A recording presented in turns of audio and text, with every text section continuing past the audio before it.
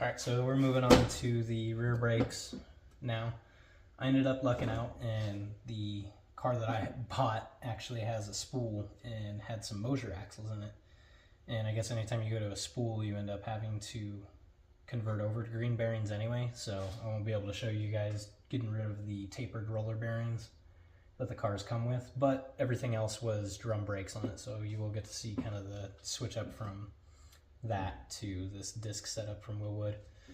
So you're gonna get this, well, I on my kit got this two-piece hat design. I ended up having to have these tabs set up like this with the rotor hat. Contrary to the front brakes, there is an arrow just like those ones on this that's on the inside of the rotor instead of the outside of it, so I was a little confused on that for sure when I first had these kind of mocked up and was trying to get that driver's side to fit, and it threw me for a bit of a loop. And it's kind of the same story with the instructions on the back set of brakes as it is the front. They're pretty vague with what you are supposed to be putting where and what direction in this kit, which is more than a little frustrating for sure, especially with how much money it cost. And then additionally, I guess on these Chrysler 8 3/4, there's two different style of green bearings. So when I bought it off of Summit, it said that it needed green bearings to convert over to it. Like, okay, cool. You know, I ordered this exact same set of green bearings, and apparently with this Willwood kit, it's supposed to use an older Mopar Performance style green bearing, which is a little bit narrower on this gap right here. So I ended up having to take this over to the machine shop and having them open this up just a little bit in order to get it to fit over this and actually everything sit flush on the axle so I could mount these brakes. I don't know why Willwood wouldn't just send both of these brackets just in case, you know, that way if you have whatever in the car, you've already ordered whatever, that something's not wrong and you can just put it together instead of having to order. I think I looked it up and I couldn't for sure find the right bracket, but it was like $250 just for this piece, which is insane for it to potentially come like a week later when you're trying to put stuff together and then it may or may not be wrong. Yeah, so we'll start putting this rotor together and get it all Loctited, torqued, and safety wired up. And I'll take you over to the car and we'll start getting the whole axle and rotor and caliper all put back together on it. So for these, what size are these guys? These are 1/4 inch Allen bolts. It says to Loctite them, and then they get torqued to, where is it on here?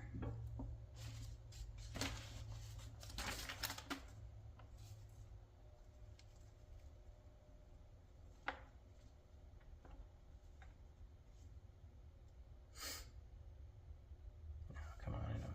Where is it? 180 inch-pounds. So we'll get these guys all put in here.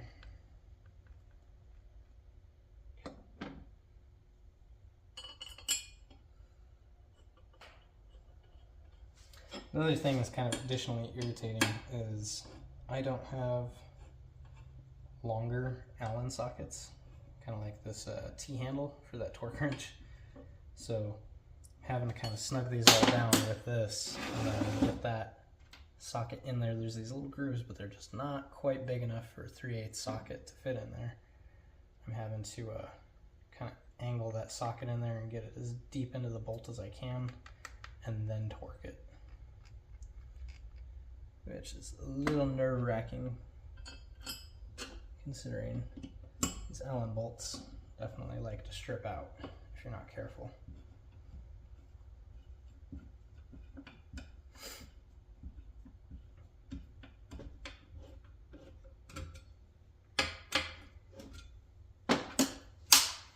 Oh shoot, where'd that go?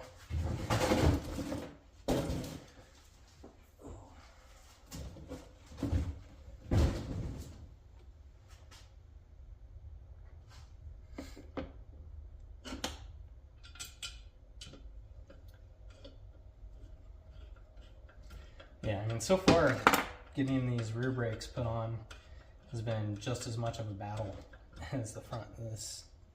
I mean, I get it, you know, you're converting over from a drum style to a disc, so it's going to be quite a bit different.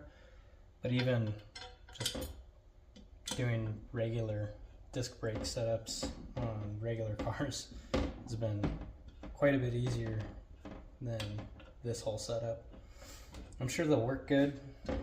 Once I've got them installed and the thing's running and driving, I'm probably going to like them a lot, but I honestly don't know if I would go through all the trouble of going through Willwood again with the price of these things, and then on top of that, the instructions being as vague as they are. And it's not like there's a ton of videos on guys installing these out there, and it's not super straightforward.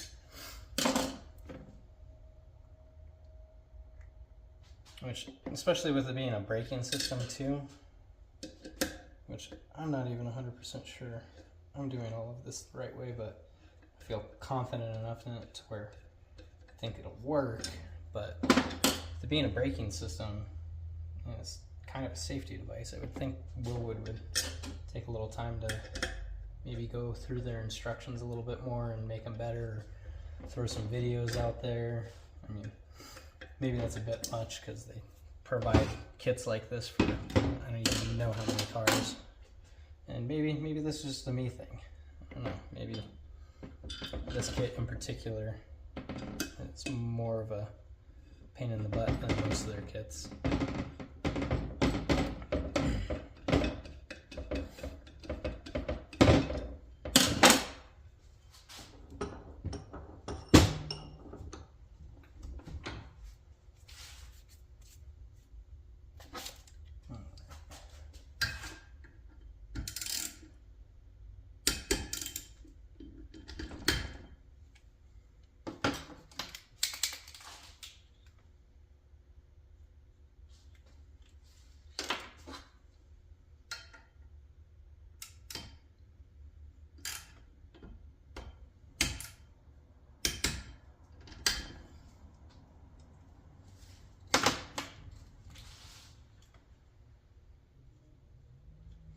And these bolts have this little hole on each side of them. It's 180 degrees apart. If you can, when you're torquing these up, even if you have to go a little under or a little over, you want to try and make sure that you don't have that bolt or that hole on the bolt going straight into the side of the rotor, because you are going to have to run safety wire through it. And if it does go straight into the side of the rotor, you leave it that way, it's a gigantic pain trying to get that wire on the other side of the rotor. Just another reason I would like to see a little bit more of a gap on this rotor for these bolts here, so you can actually get your wire ran through even with maybe like a small set of pliers. Because right now, if it does happen, you'll see I'm having to run my pocket knife in there, and it's not particularly easy to get that wire out onto the other side where you can finally grab it with a set of pliers.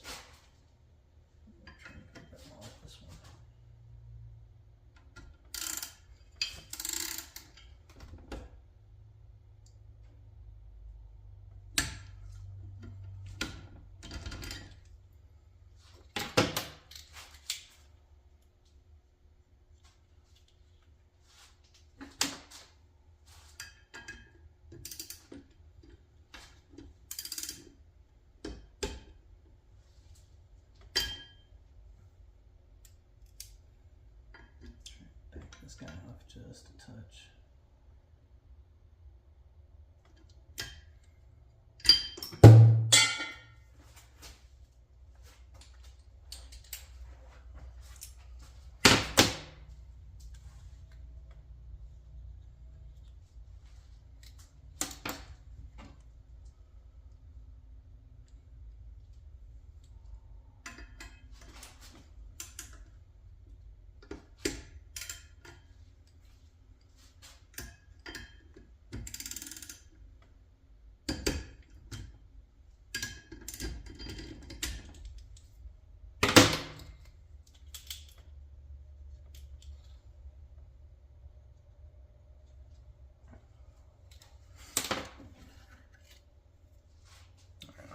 kind of show you on the instructions.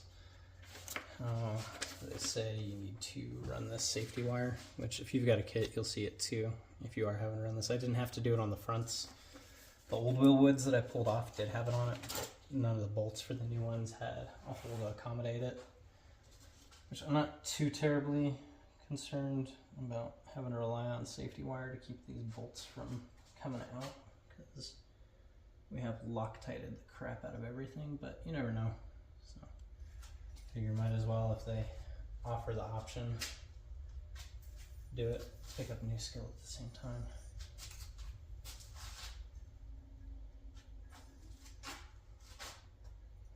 So I just get a nice long section. If I end up wasting a little bit of wire, that's all right.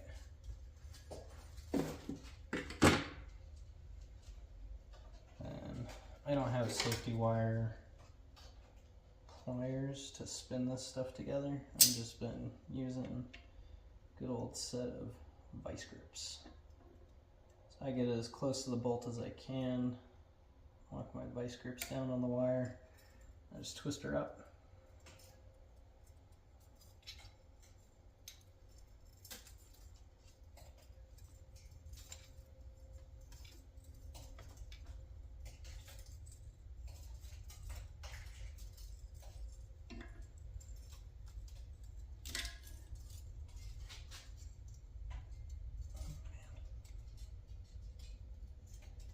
See that one coming. There we go.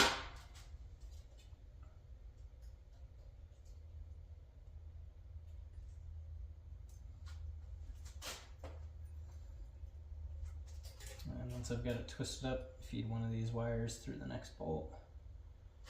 And keep on going.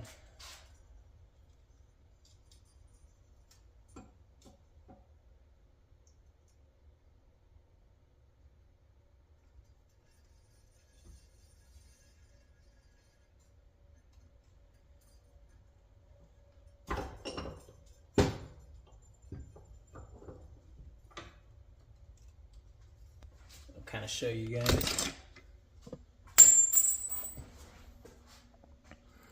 That's what I'm working with there. So just end up pulling this section tight, looping it, doing the same thing. It's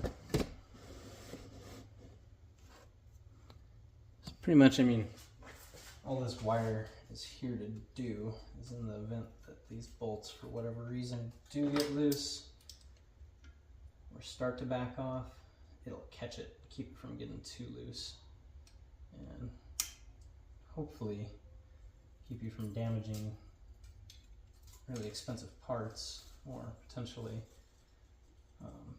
getting hurt.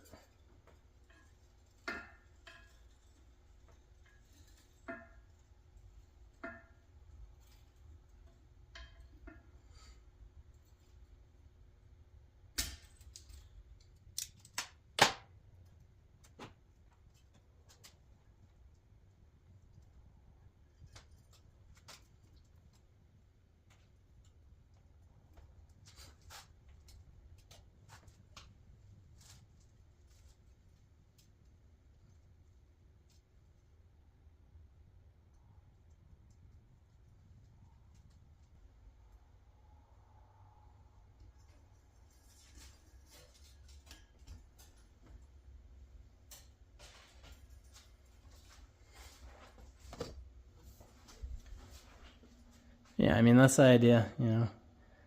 So only got 6 more done, or 6 more to go, and then they'll be done like that. Yeah, we got the safety wire all done, so we'll take this over to the car, get it all mounted up, and I can show you guys kind of what I've got going on with the green bearings and brackets and all that to try and get everything to line up. Alright, so I already got this side all taken apart.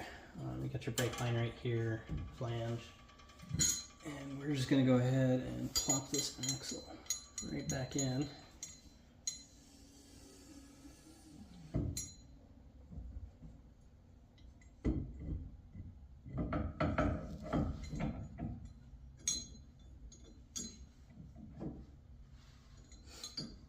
So before I get too far in there, these brackets can be a little bit tricky with this on here.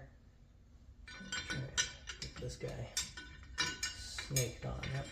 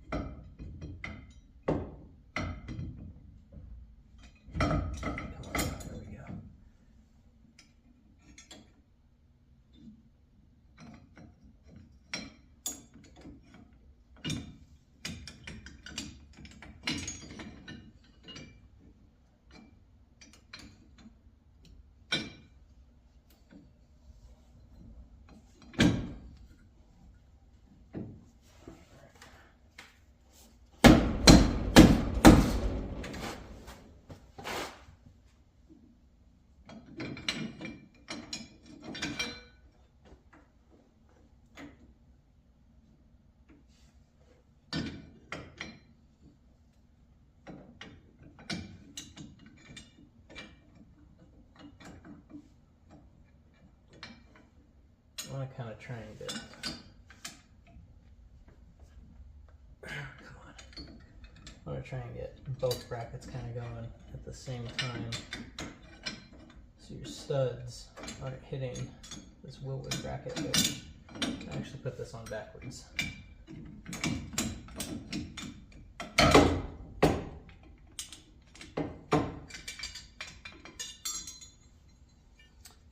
Brake caliper is going to be going in towards the rear of the vehicle, so you want these ears back here.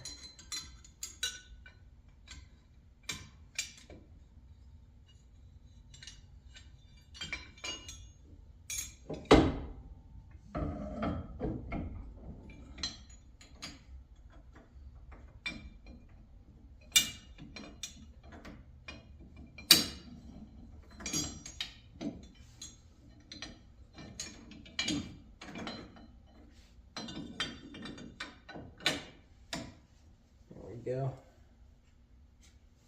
And where did I get that in there? Tap that guy the rest of the way in.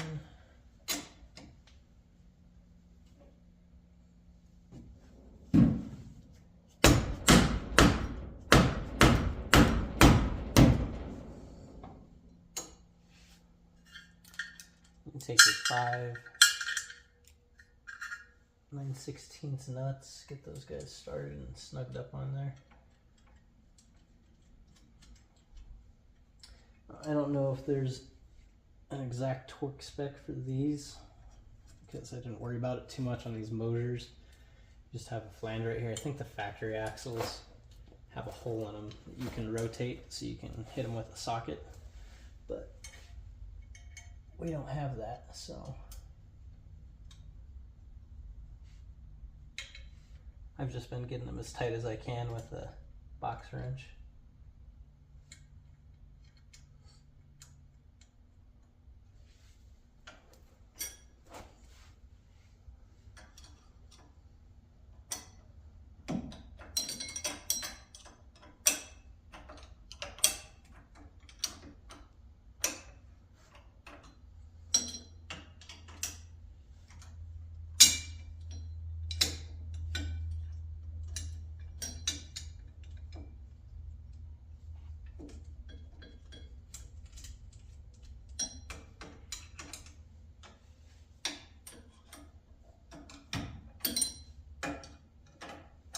I just kind of try and bounce around while I'm snugging these up. That way if the bearing is just a little bit out from where it's supposed to be, or whatever flange is, it'll walk it in nice and evenly. Don't have too much pressure on one side if it's a little cockeyed.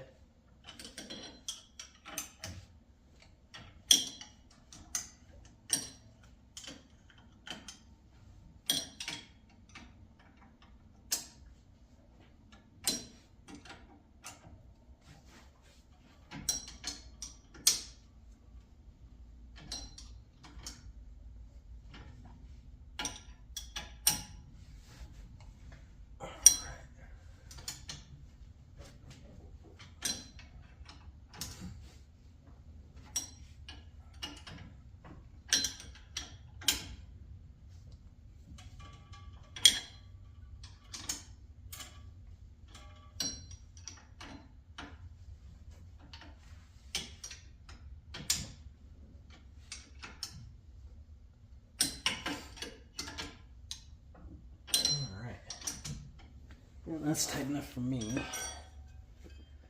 So you're going to want to get your rotor on. And this one is drilled for a couple of different bolt patterns. And on these Mosier axles, I don't have to worry about the surface on here, like the factory axles. I guess some of them have like a little step and you end up having to drill out these rotors sometimes. On this car, because it's got the Mosier axles, I don't have to worry about that too much, but it is something to look out for if your car has that.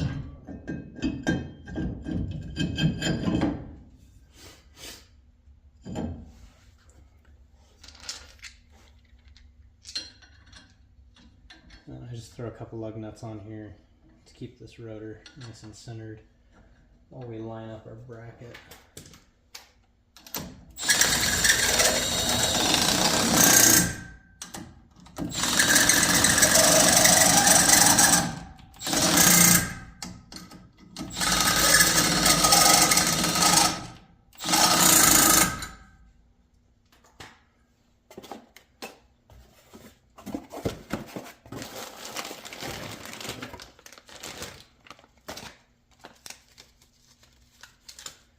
I actually need to grab the caliper bolts and quick and shims.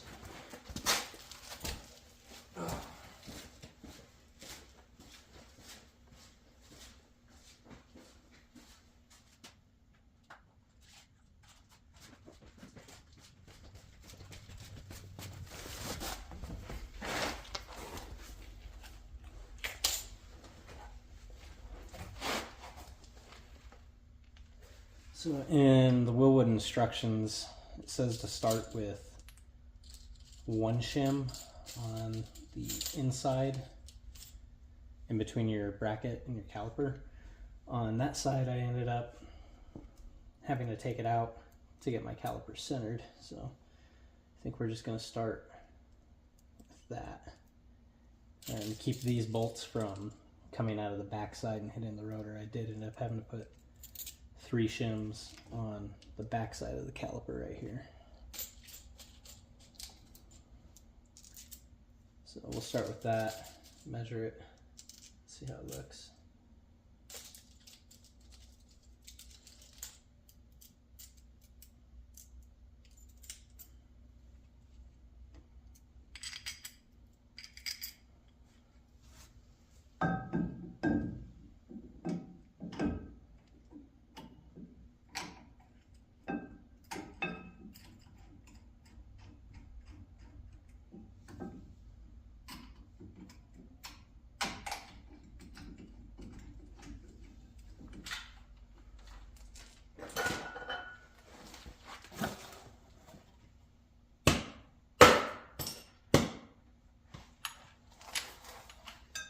Getting attacked by spiders. Like I'm in that really old movie, Arachnophobia.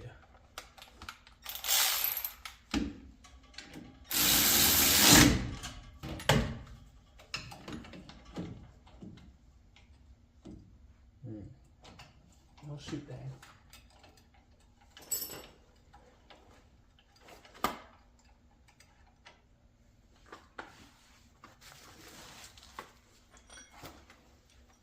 This one, unfortunately, is kind of like this on the other side. I had a little bit more room to get this bracket in.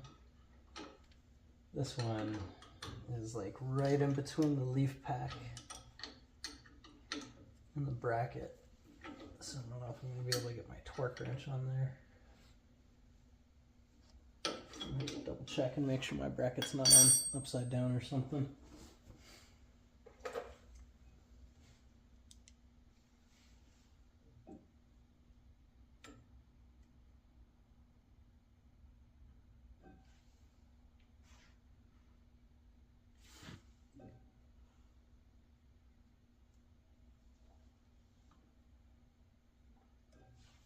We've got 11.3 on that side.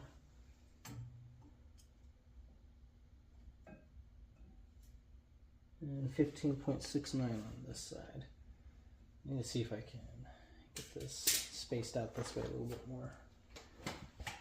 which I don't know if I can with the way the bracket is.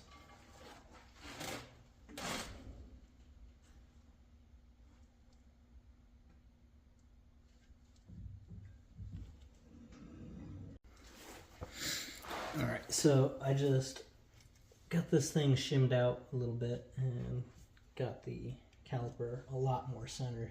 It's a lot closer to what we are on the other side. Let's see where we're at.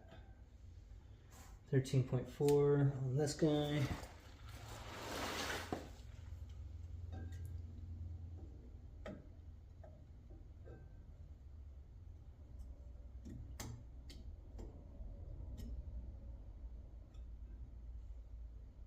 And we're at 13.7 on the inside. So that's a lot better. What I ended up having to do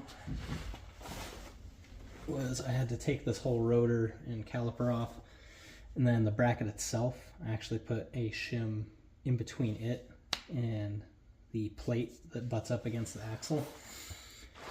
And that brought it out just enough to where we can get our pads in and have them wear decently and everything.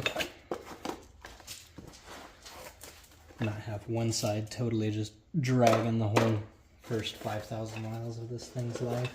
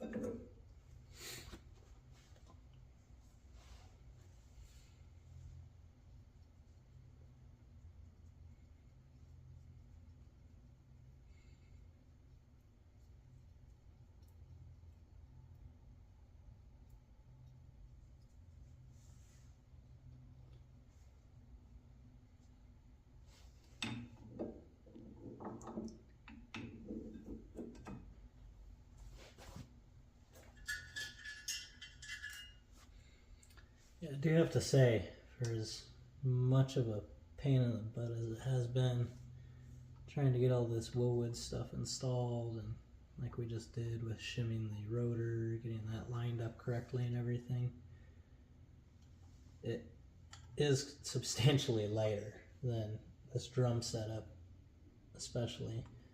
I'm sure whether the front end on this thing came with drums or discs, whatever was up there from the factory, would have been quite a bit heavier than what we're working with right now. With it being rotating mast too, I guess it's more of a benefit, so. Well, we'll see. Hopefully they stop real well. Otherwise, I definitely think this is the last time I'll be buying any Willwood stuff.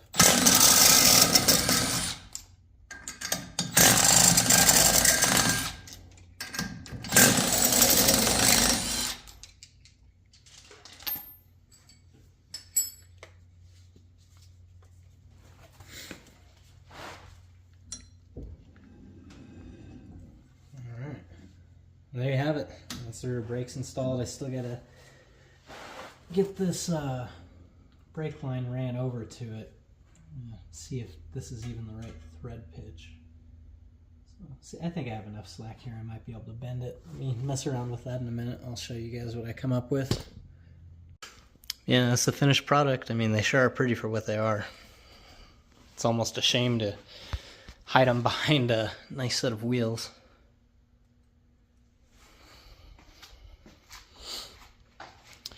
Hopefully they bring this thing to a halt pretty quick. For as much of a pain as it was to get them in there, and as much as they cost, I sure hope they do. We'll see. I'll have to let you guys know once I get this thing back on its own feet. Hopefully I can get a video up on that soon.